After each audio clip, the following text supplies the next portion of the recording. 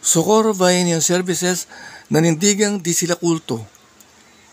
Hindi na bago para sa grupo sa Bayan ng Socorro ng Surigao del Norte na Socorro Bayanihan Services ang usapin na pinupuko sa kanila na isa silang kulto at may mga kabataang inaabuso sa kanilang samahan.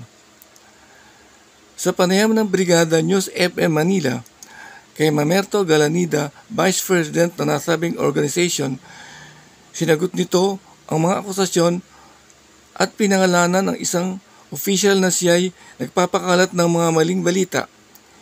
Hinamon rin ni Galanida ang media at mga autoridad na magtungo naman sa kanilang lugar.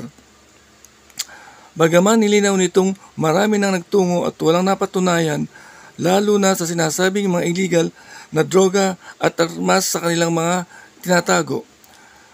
Samantala, tinawanan lamang ni official ng reliyosong grupo ang sinasabing tinuturing na Panginoon ng grupo na si Jerens o kilala sa tawag na Senior Aguila na itinuturong sangkot sa mga pang-aabuso ng mga kabataan. Sa huli, matapang sinabi ng grupo na handa silang magpag-drug test kung kinakailangan maging ang nasa 3,000 miyembro ng kanilang samahan para mapatunayan na wala isa sa kanila ang sangkot sa illegal na mga gawain. Pakinggan natin ang pahayag. Sakit na tawagin na kulto. Bakit kami kulto na kami ay mga IFI, mga loyal, kami pa po nagpatayo ng simbahan sa bayan namin. Magkatang-isip lang yun sa kanila.